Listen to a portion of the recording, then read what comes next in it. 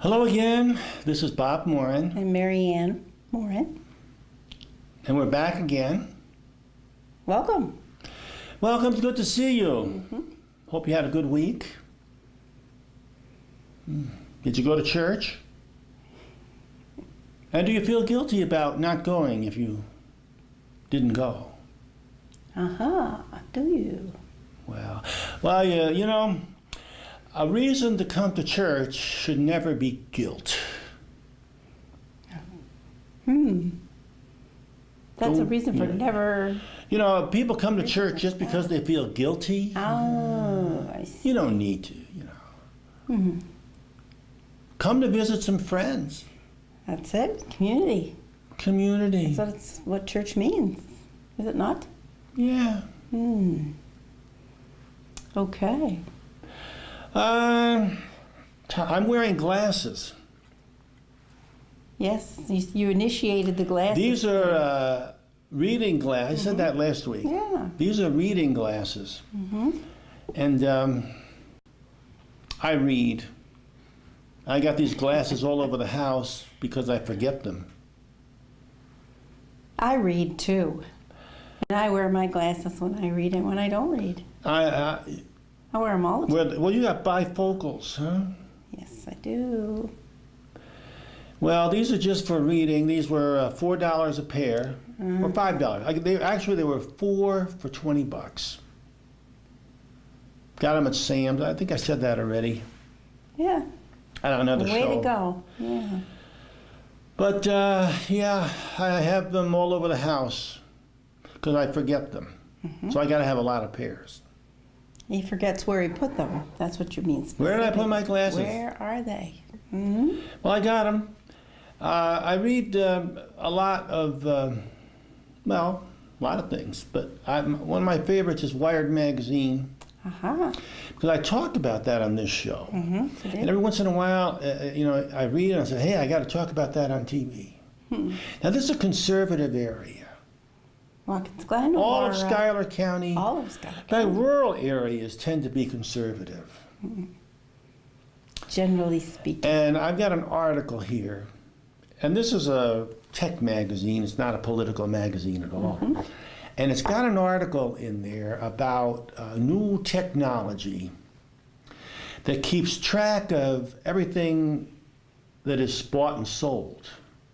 You know, like if FedEx keeps track of a package wherever it goes. Oh, that kind of keep track. You keep track of, yeah, so that if you're an owner of a big store like Walmart, you know where all your stuff is.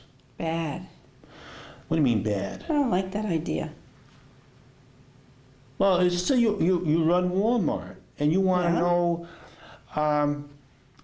where are all the sandals? We ordered 500 pair and only 50 pair came. Where's the other 450 pair of sandals that we bought? So you look up on your computer and it tells you, oh, okay, they're still in Binghamton. Oh, that's different. I thought you meant that you could tell whose houses bought them. Okay, now that's where, yes. That's where we're getting, so what happens is, or what will happen, I think will happen, because it's so efficient, you can keep track of articles, like a cup. Yeah. Magic. If you can have a chip in that cup that tells you where it is, and if you have this cup on a shelf in a store, and a customer goes in and takes this cup, on the store's computer, it says we have one less cup now. There used to be 20 cups on the shelf. Customer, now there's only 19, so they're keeping track of it. An inventory kind Keeps an inventory of it.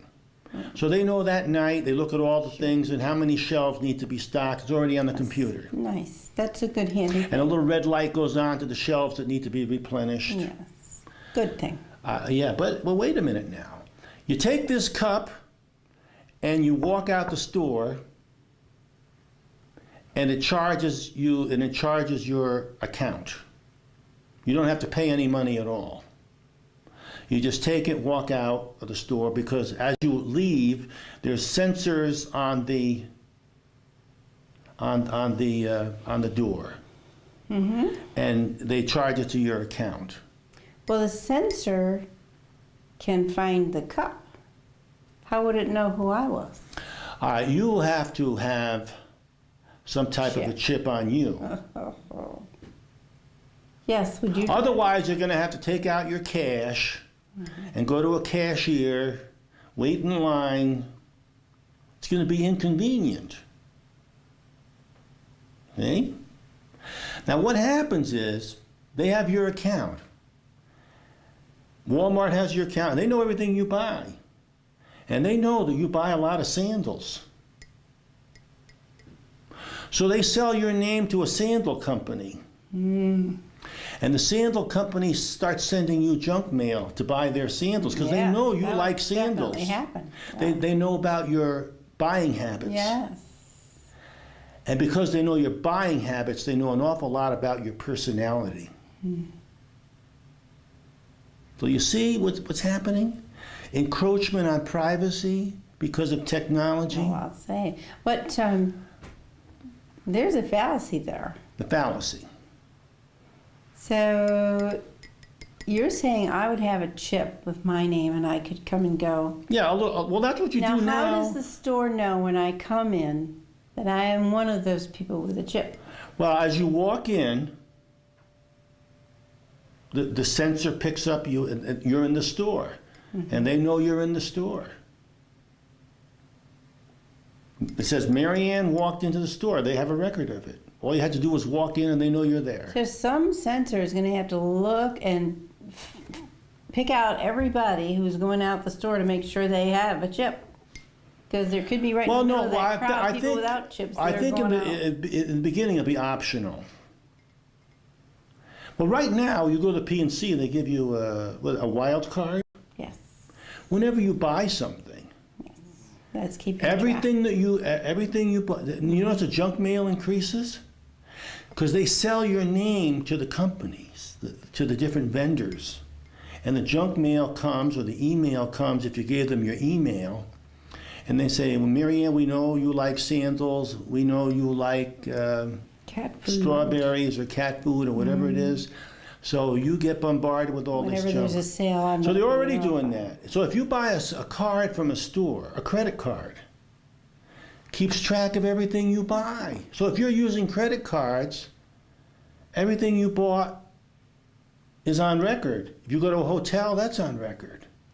But that's not keeping track of me and where I am and my comings and goings. Yes. When you use a credit card, it does. Well, I could give my credit card to my kids. Well, yes. Well, they know that. There's going to be a certain percentage of error, like maybe 5% error rate with these things. That your daughter's using the card, you're not using it, that kind of stuff. One of my daughters told me that when she went to Europe and she was using her card from a local bank in America, that she was blocked from using that card because the bank needed to be called to be told she was indeed in there. Nobody stole her card. Right. Now, what happens is they will automatically notice unusual buying pattern. See, they got your pattern all set. They know that you buy sandals, strawberries, and cat food. If suddenly the computer picks up that you bought dog food. A what? Dog food. Dog food, or if you bought, let's say, a surfboard. Right. They got you down, and they know that you're. And they know. You know, they know your age, and you bought a sauce. So a message goes out, an automated call. It isn't even a person that does it. They notify the bank. Don't use this card anymore because it's the pattern of its use has been changed, so it might be stolen. So that's why they do. It's done automatically. And they so now that's convenient. They can't use people because they wouldn't have enough money to hire all those people. No, well, they don't need to. So it's all computerized. Yeah. Well, you know this Easy Pass thing on the thruway. Yes. They know how often you go by. You know, where did you go? Yeah. Even the security system at school. They know who goes where when. If you use a key, it goes on the record. They know you're there. They know you're there, how they many know times when you've you're been there. and whether it's night or morning. And, Yeah. and they know Sure. exactly. There is a lot of that going on, yeah. Sure, sure. But the store keeping track of me walking in, that's gone too far. Well, then in I your know. lifetime, you could probably still opt not to carry one of those chips. Mm-hmm. But I think most people are going to realize that it's very convenient. They will even have these things in your refrigerator. They're gonna know when you come into town. Because there'll be a tower somewhere that will know the chip that you are. That's Yeah, then coming you'll know into wherever. their town. Right, because these things have a long range too. They won't even approve of that for criminals. Well, they do that for criminals now. If you're under house arrest, you wear You wear an ankle brace or something, and they can keep track of where you are. Make sure you don't leave town if you're under house arrest or something. Well, it's an invasion of privacy. Well, an invasion of privacy, but also convenience. Oh, but you If you don't have to take that cash out and wait in line at the store. know, And now here's another thing. You suppose in your refrigerator, they'll have sensors. You get sensors in your refrigerator, and everything you have in your refrigerator is on file.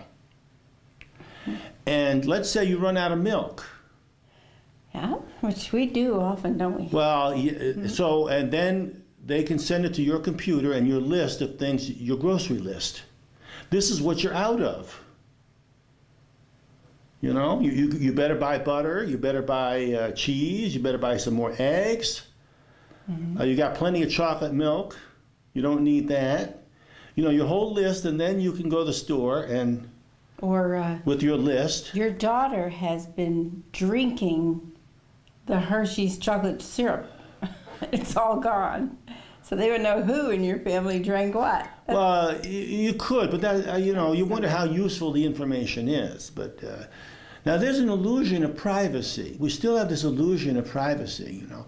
Now this information that we have now today that I'm telling you is old. It's out to the public, and if it's out to the public, that means that it's already been around 5 or 6 years. Because these are military secrets for a while. And then they figure, well, the spies of the Canadians, the British, the French, the Italians, they've already broken our secret, so the whole world knows about it, so okay, now we'll let the public know. And they can use it for whatever they want to use it for. So this illusion of privacy is, you know, it's an illusion. But I don't see it as a serious threat. A lot of people do. I do. You see it as, well, yeah. You know give what? up your privacy. You give up, you give up, you give up, and you give up. And then you become more and more lazy and lazy and lazy. No, well, right. And then you choose to do other things than what maybe you should be doing. Well, we are occupied in leisure. The United States of America, the people leisure is their number one priority. Never mind politics. Who cares who's running for president? Mostly. Who cares the governor is? Who cares what goes on in your local school elections? You know, I'm interested in my stuff. I gotta buy a VCR. I gotta buy a DVD player. I gotta get the latest music tape. Now, materialism is So, what yeah, we what think. are we So, creating? Well, Where is our creativity?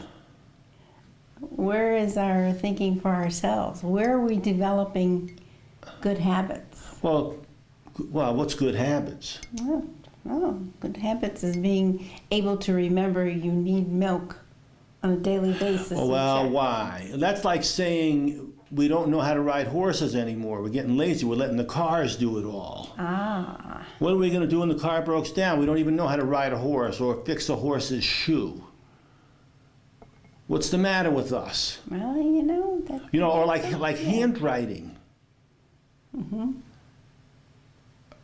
Why do we don't need the writing by hand anymore?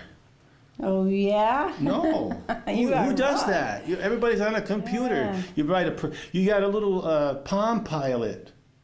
That's where you write with a little stylus. Who writes down with the pencil and pen anymore?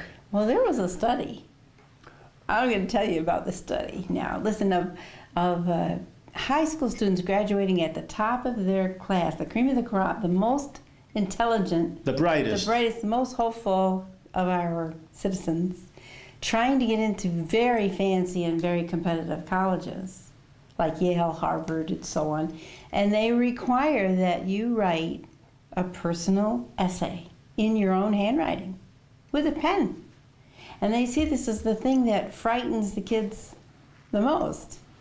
Because since fourth grade, or even sooner, That's what I'm saying. They don't write they anymore. haven't been writing, and they don't know how to form their Why? letters. You don't need to They don't know how to anymore. make a capital Well, R you mean like the or a Palmer capital method. Q. We learned the Palmer method. How to, you write and then you go like this, and the different exercises with handwriting skills. It's, if it's you getting in this position or me at Yale, and All I right, really want what's it, going to and you happen? really want it. Yale and Harvard, they're going to have to change. They're going to have to modernize. But see, if they do change and modernize, they can't be sure that you didn't cheat and grab somebody else's written. That's what copy kind and of thinking paste. is that? You can do that anyway. They could download something And that's copy in it text over. and then write it. That's Yes, absurd. but when they're writing it, they can be judged on how well they can make their letters. You're sitting Well, right of there. what value and is you good have it. handwriting against sloppy handwriting? Well, it's a What's the sign, difference? It's a measure of what you're going to do on Yeah. my workplace. Yeah, but if you're a doctor, the correlation is the smarter you are, the sloppier your handwriting. And the That's- dumber you are, Whose the nicer your correlation handwriting. is that? Well, I noticed in school, sometimes the kids who had the best handwriting had the lowest grades. Oh, you did not. You did not. And the Because kids with the I sloppiest, think, I think a teacher gives higher grades to handwriting the teacher can read, and lower grades to handwriting that cannot be read. well, if you're prejudicial, that's like saying pretty students judgment. get higher grades than ugly students. Oh, well, I think there's studies on that as well. And that's true, Yeah. by the way. Well, that's true. The better looking get ahead in our society Yeah, in this than society. those who are not good looking. And it's the same difference for your handwriting, too. Yeah, well, handwriting is like horseback riding.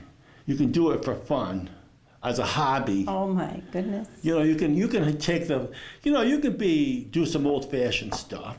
People do that. They knit. Knitting is fun. Well, do it handwriting, calligraphy. Oh, calligraphy is a whole nother That's the thing. same. I mean, it's the same thing. Handwriting and calligraphy are the same thing.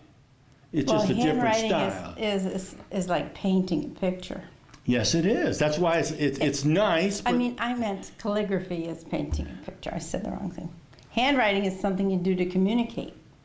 Calligraphy is an artistic piece To of communicate, you go on the internet and you chat, and you text. You send an email. You give a voicemail. art.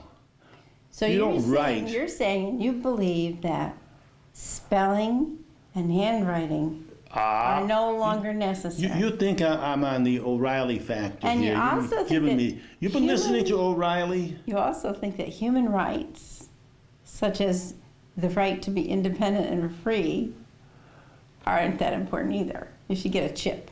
You So people gotta. can recognize you when you come in and Walmart now. You watch those conservative TV shows entirely too much. There you is- spend too much time on television. You should spend more time handwriting. You know, last week when you were telling us about how high a mountain can possibly be because of the natural resources that we Yeah. know, there is a limit to how much of our independent rights and freedoms that people can take away without us Yeah, but putting up a big. how do you say not using the Palmer method in handwriting gets rid of our rights or stifles our thinking?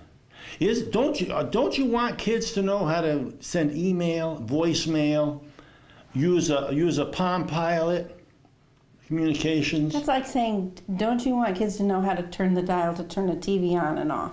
No, you don't need to. You do it automatically with the button. Oh, the remote. Yeah. Well, even that. Why do you want to stand up, walk over to the TV? Yeah. No. Right, you don't. You program it. So getting Your back, computer does it, and you get your whole list of programs that you want to watch for that day, and you program it, and then you don't touch it for the rest of the day or the week. well, now, what is your feeling about a dishwasher? Dishwasher. Let's get into that. All right. Now, okay. You're listening to Dishwasher. this. That's like an electric toothbrush. It's a useless invention. You know, it's useless. Yeah. Yes, You know, there's some things that are not going to make it. They have not perfected a dishwasher yet. It's more work to use a dishwasher than it is just to use soap and water and a brush. I understand that. I don't believe in dishwashers, electric dishwashers. Mm-hmm. They just don't work. I don't need to say They're not anything practical. else. I can All right. stand Are on we what out you're of time? saying. We're going to be out of time pretty soon. Yeah, okay. All right. We do need some technology. But all right. But anyway, for others, you know. these things that I was talking about, Yeah, from it's what? not the same as barcodes.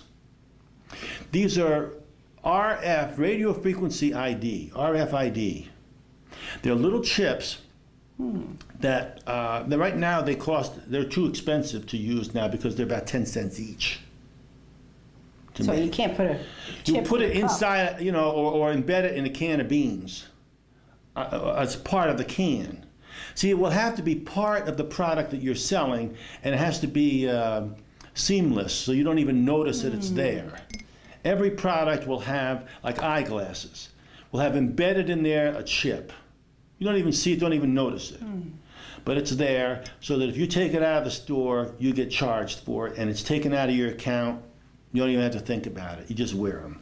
And RF stands for radio. Radio frequency. That has nothing to do with radium, does it? No, it's wireless connection. You know, the bandwidths a few years ago were divided up. You know, the light waves were divided up and auctioned off to different. Say this range was going to be used for microwaves. Okay. This range is going to be used for cell phones.